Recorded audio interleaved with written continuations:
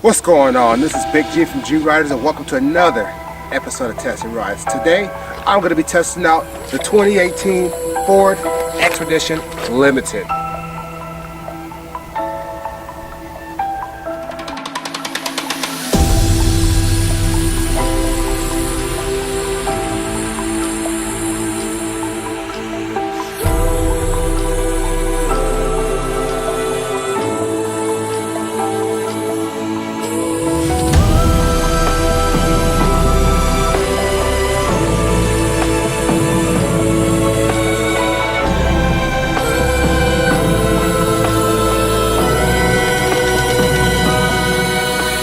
Welcome to the 2018 Ford Expedition. First of all, before I get started this video, this is a car that I'm really excited to see because I've been a Ford fan basically all my life. So it's nice to see the Ford SUV looking more modern, looking better than ever. It's really nice to see that Ford finally ditched that 10-year-old platform that underpinned the last Ford Expedition. For this now very modern platform with the aluminum body and everything, this vehicle is now ready to compete with the Tahoe and the Yukon. So, this is the 2018 Ford Expedition Limited. This has the second generation of the 3.5 liter twin turbo V6 EcoBoost, making 375 horsepower and 470 foot-pounds of torque. And because this thing is a little bit lighter than the last one, so this one is about 5,700 pounds, it goes 0 to 60 in about 6.5 seconds, which is pretty quick for a big truck like this. Because this one's a little bit lighter than the last one and it has that 10-speed automatic transmission, it does get 17 in the city and 22 on the highway. But if this one was rear wheel, just the two-wheel drive, it will get 24 out on the highway, which is, either one of those numbers aren't bad, but I feel like that they could have done a little bit better with that, but not too bad at all. So the Ford Expedition comes in many different trims and price points. So the base level Expedition XLT starts at about $52,000 or so, and as you can see, this one is a limited. So this one starts at about $63,000, and this one has a four-wheel drive. So this one, as tested, this doesn't have any extra options on it. This one, as tested, is almost $67,000, which is quite a bit. But you do get a lot of standard features on here, and we'll go through some of those when we go into the interior. So the biggest thing I'm impressed about this car is the styling. I really like the styling. They took the styling from the Explorer, something that was really selling well and working for them, and just put it onto the bigger vehicle, which I really like. And they kind of threw some truck aspects like from the F-150 in there also. I really like it. The design is really sleek. It's really elegant. It's just really aggressive, and I really like it. And they kind of made it shape a little bit like a Tahoe or a Yukon, but honestly, that's not a bad thing. Like, it's kind of the shape. It's the best shape for a big SUV. All right, let's go ahead and take a look at the inside of the Ford Expedition. Let's go ahead and take a look at the new Ford Expedition point of view style. So, finally, they did a new key with the car. This is the modern Ford key fob now that most Fords have, and just like any other modern vehicle, the Expedition has it.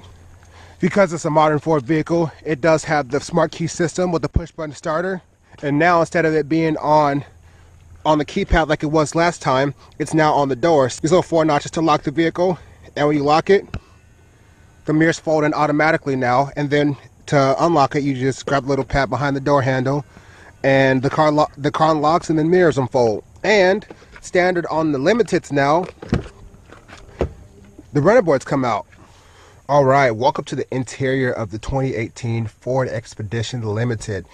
This interior is much improved and is really nice compared to the last one. I like this like leather pad stitching stuff all over here on the side. It's nice and soft. We're supposed to grab all the controls for your mirrors, your windows, and your door locks are really easy and accessible over here. Over here, you can drop the third row's headrest, and you got a power liftgate button right there.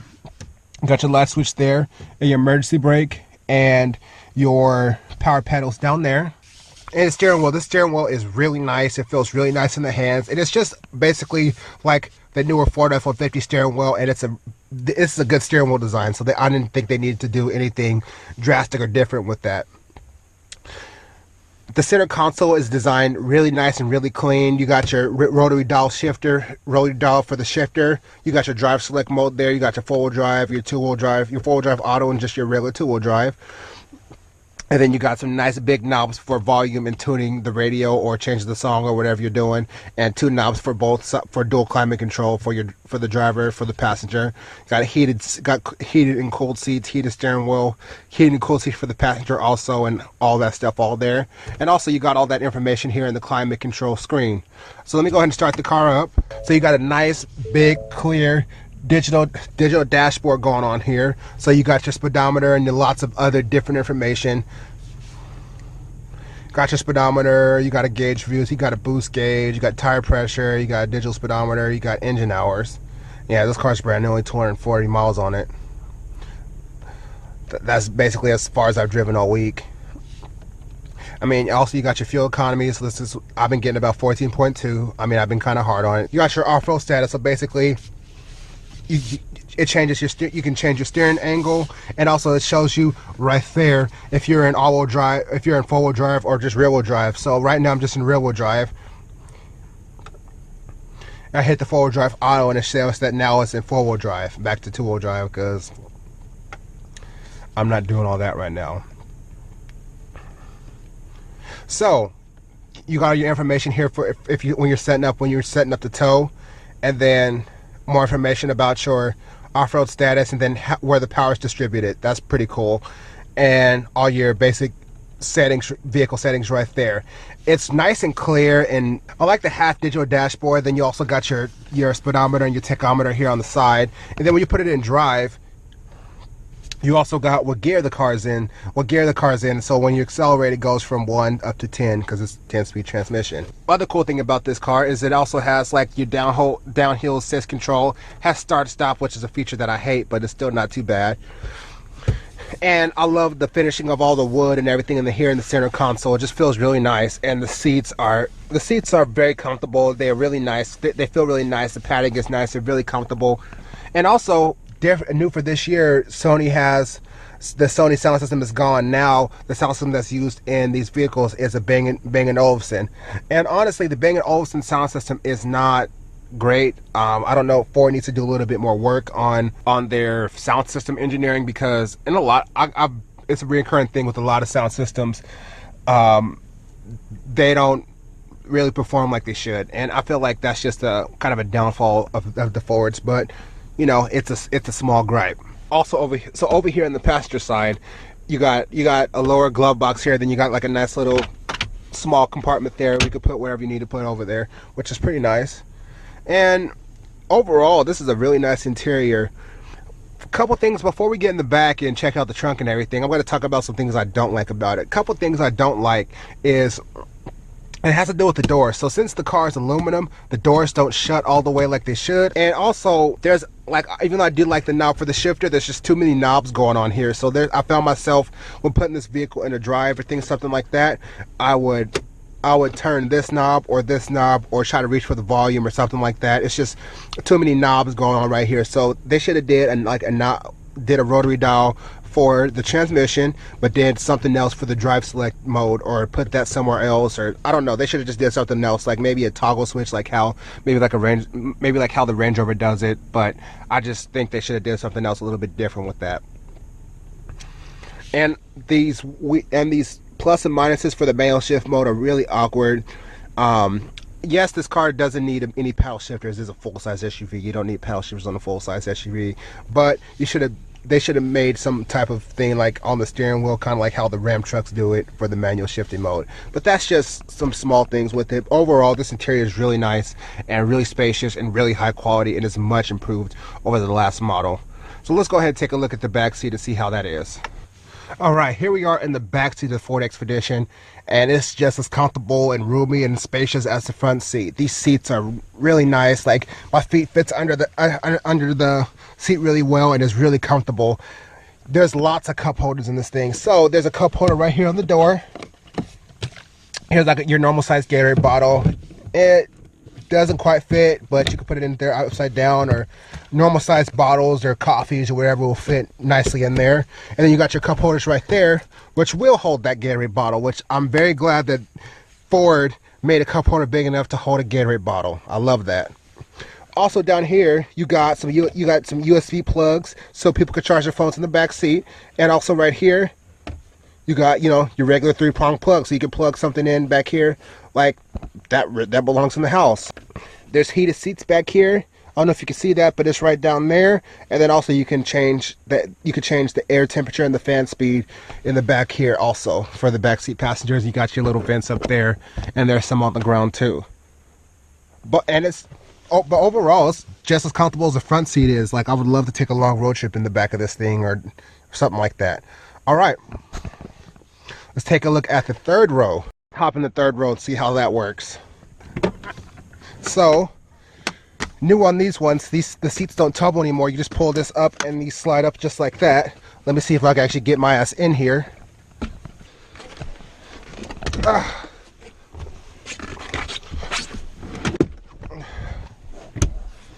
So here I am in the third row, and it's actually not too bad back here. Like, there's actually a decent amount of room. Like, there's not a lot of headroom. There's a seatbelt thing right here. And actually it's not horrible, like, because it's the captain's chair, as you could I can swing my leg out here. But, you know, there's USB ports back here, and you can recline the seat right there. There's switches right there where you can recline the seat back, and reclining the seat back just made it a lot more comfortable. Or set it up if you have stuff in the back.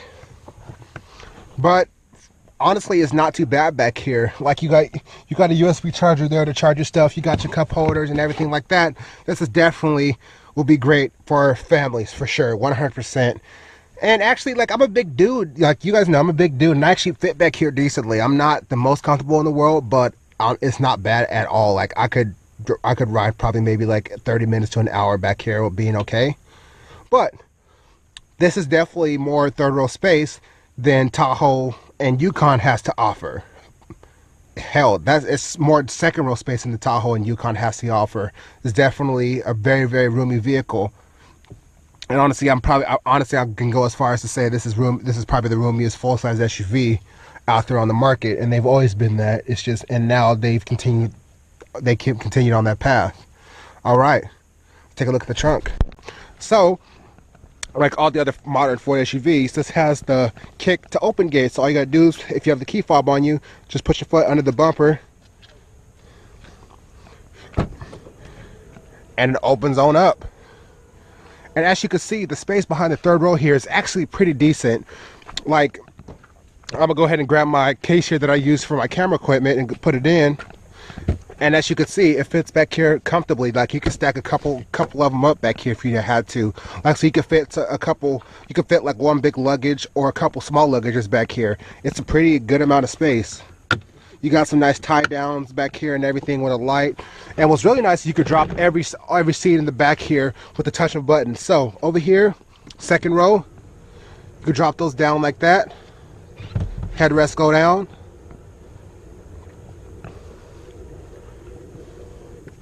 And then hit that button there to drop the second row seats. And then you got the full load back here, and it's really nice, really spacious.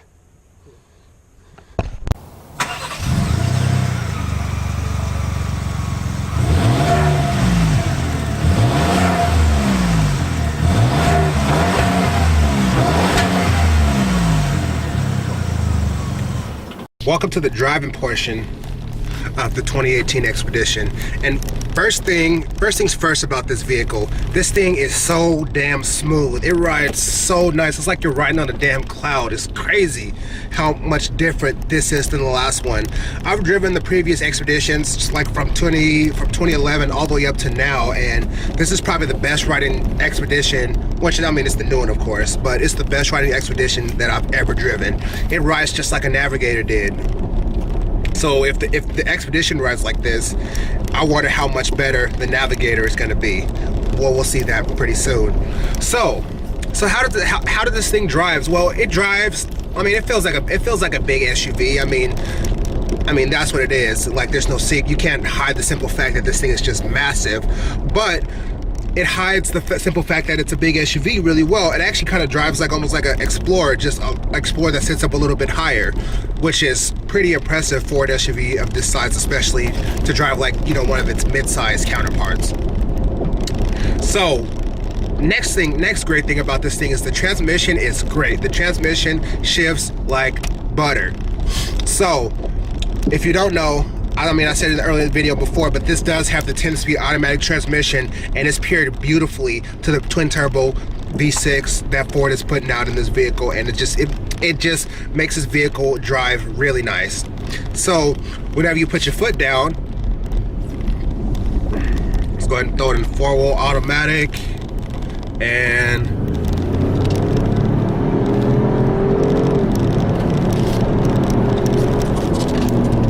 it gets going pretty damn well. It's pretty nuts. It's crazy how this thing can pick up speed. And also, the greatest thing about this thing is the simple fact that even though it is a full-size SUV, like, it feels like you're still in control of how the car handles. So, you know, like in a big truck or something like that, you just kind of feel a little bit nervous because you feel like the vehicle is kind of big and it can kind of get away from you if you drive it like a normal car. And this, you could drive it like a normal car. Yes, you got to be a little bit more careful around corners, of course, but you still can drive it. You can still accelerate and turn, and it handles really nice. And that's one thing I got to applaud Ford for on this vehicle, is kind of just like the stability and the safeness of how this thing drives. One thing I can say I don't like about this thing, I mean, it's real petty, but I hate the start-stop thing, and there's no way to permanently turn it off in the system at all. You have to always get in and hit the button to turn it off, which is annoying, to say lack of better words for that. So I'm just driving along here at 45, 50 miles an hour, and tell me if you hear anything besides me hitting this big puddle right here. But tell me if you hear anything. There's not much to be heard on this thing. Ford really refined this vehicle in the way that it rides and drives. It's pretty amazing how refined this Expedition is over its old models. Like, I can definitely see they spent a lot of time working on this thing to get it right this time around. So how does this drive compare to a Tahoe and Tahoe or Yukon? Honestly, it honestly drives like a big SUV, but it drives different. If you've ever driven a GM SUV and then a Ford SUV, they're a little bit different. Like honestly, I think Fords ride a little bit better because a lot of the GM SUVs get pretty big. They put pretty big wheels on it from the factory, and it's just the way that the platform is set up. So the Ford SUVs now have independent rear suspension, so it makes it easier. It makes it easier and more compliant, gives it an easier and more compliant ride when you're just driving along roads. Like, I'm driving on this road right now that's getting a little bit rough, and it's staying pretty stable and pretty comfortable. Like, it's just floating over these bumps. It's pretty crazy. And honestly, now that I've driven this, like, I think I need to do a review on like one of the newer Tahoes or Suburban and kind of see how they differ. Yeah. So this vehicle has turned around 360. The last Expedition was simply old, and it just needed to either get upgraded or just go away. And I'm glad that Ford they upgraded this thing 360. And like I said before, now this vehicle is definitely ready to compete with the full-size SUV standard, the Chevy Tahoe and the GMC Yukon.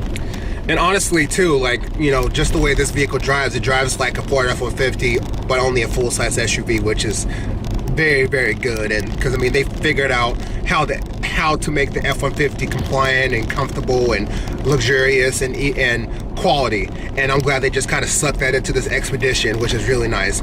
And honestly, after driving this vehicle around for the last couple of days, and after driving many Tahoes and Suburbans and Yukons, honestly, GM should be a little bit nervous about this vehicle because this is definitely going to cut into their sales.